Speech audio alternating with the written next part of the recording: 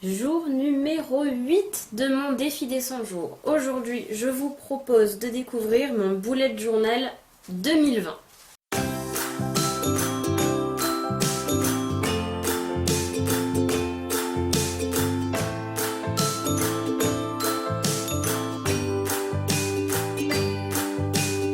On commence par l'index, forcément.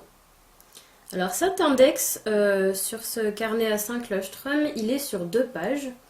L'ancien modèle de la même marque, il était sur 3 pages. Bon, c'est pas une énorme différence. Ensuite, comme pour un bullet journal classique, il y a les keys, les clés, qui consistent à avoir une page où tu mets les symboles que tu vas le plus utiliser.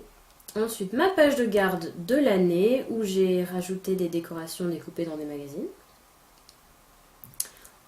Ensuite, on a la double page du calendrier, plus précisément un calendex. Ça va être la page où je vais mettre toutes les périodes longues.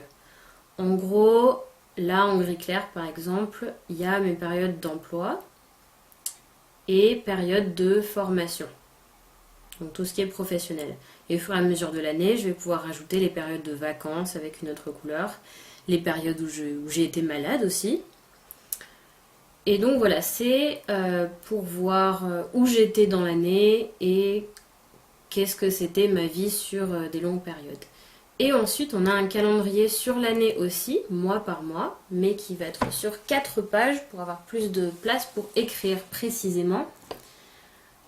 Parce que ce calendrier-là, ça va être plutôt pour les événements ponctuels. Donc voilà, les rendez-vous, les dates de concert, ce genre de choses. Ensuite, une page que j'affectionne particulièrement, qui a été très pratique dans le passé, c'est parce que j'habite en couple, mais on n'a pas de compte joint. Du coup, cette page sert à tenir un journal des dépenses et savoir exactement qui a acheté quoi quand ça concerne nous deux. Et ensuite, voilà, j'ai rajouté la partie personnelle. Ça permet de mieux savoir qui a payé plus que l'autre quand ça concerne le couple. Ensuite, une page mensuelle cette fois, avec très minimaliste, événement d'un côté, gratitude de l'autre. Alors là, il faut savoir que j'ai rajouté des papiers un peu partout, c'est pas uniquement pour la décoration. C'est aussi pour rendre certaines pages plus lourdes et plus faciles à retrouver dans le bullet journal. Pour pas avoir à utiliser à chaque fois le marque-page. Parce que quand on feuillette le bullet journal, les pages les plus lourdes sont celles qui tombent sous les doigts, en gros, plus facilement. Alors, pour les événements, du coup, le principe, c'est de récupérer les événements importants qu'on avait déjà mis dans le calendrier de l'année. Et ensuite, on précise en mettant les heures des rendez-vous et tout ça. Et gratitude. Et tout simplement, ce qu'il y a eu de bien dans la journée, je le mets. Ensuite, le tracker de satisfaction cette fois. Alors ça, c'est plus de ma propre invention. J'en avais parlé plus en détail du test que j'avais fait et de ce qui m'avait amené à faire ça. Alors cette fois, au lieu de faire des tranches de 2h30, c'est des tranches de 2 heures. Et du coup, toutes les 2 heures, je me pose la question si j'ai été satisfaite de cette partie de la journée.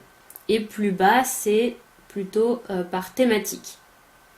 Donc thématique de santé, sociale, etc.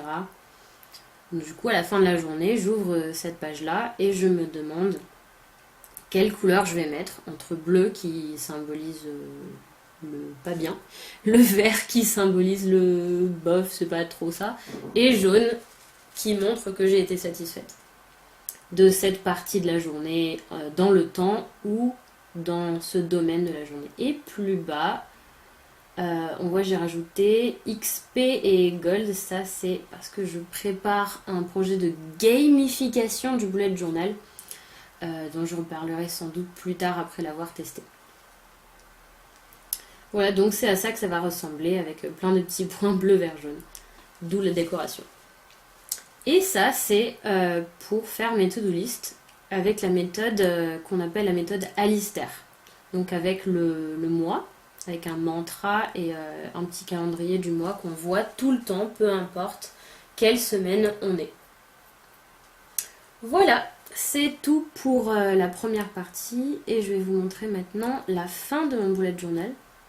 C'est une page qui va, je pense, beaucoup me servir. En tout cas, celle que j'avais faite pour l'autre bullet journal m'avait beaucoup servi. C'est un endroit où mettre les codes et les identifiants à ne pas oublier.